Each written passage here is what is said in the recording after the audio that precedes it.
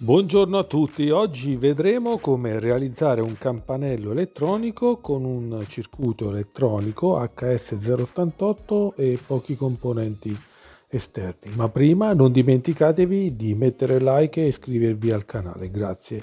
Questo circuito microchip contiene la generazione sonora del campanello. Sono necessari pochi componenti esterni, un transistor e qualche resistenza.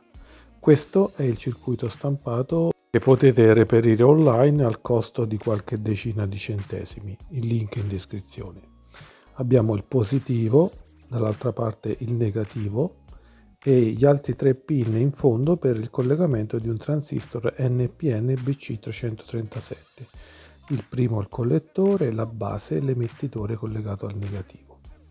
Questo transistor fungerà da amplificatore. Il suo collettore sarà collegato all'altoparlante che sarà collegato poi al positivo di alimentazione. Mi procuro un transistor NPN BC337, ma va bene anche un 547, con la stessa piedinatura EBC, e vado ad inserire lato componenti 3 pin per poi effettuare le saldature sul lato circuito stampato e tracce rame.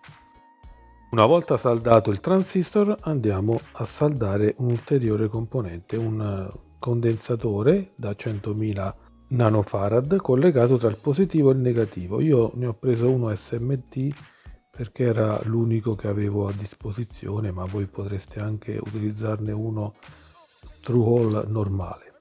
Vado a saldare questo componente sul lato negativo e poi sul lato positivo attraverso un piccolo filo di rame vado a collegare il componente al lato positivo.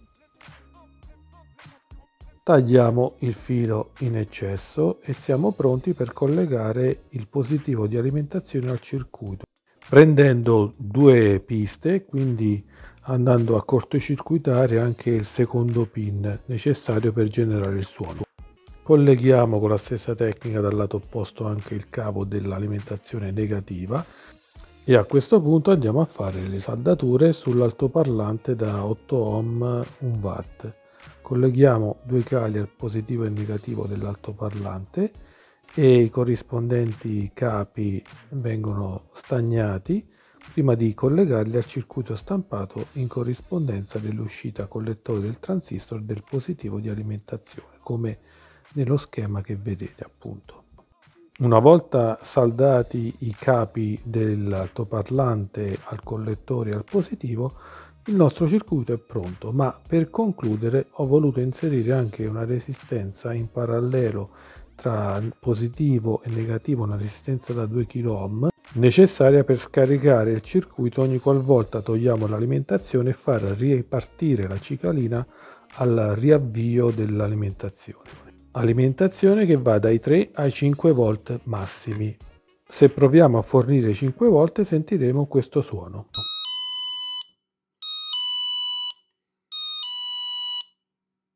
Grazie a quest'ultima resistenza, spegnendo e riaccendendo, otterremo di nuovo lo stesso suono.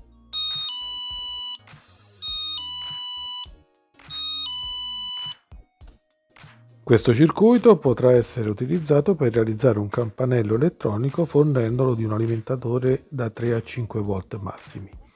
In un mio prossimo video vedrete dove lo utilizzerò. Per il momento non dimenticatevi di mettere like e iscrivervi al canale se vi è piaciuto il video. Vi lascio al circuito e vi do appuntamento alla prossima volta. Grazie e ciao!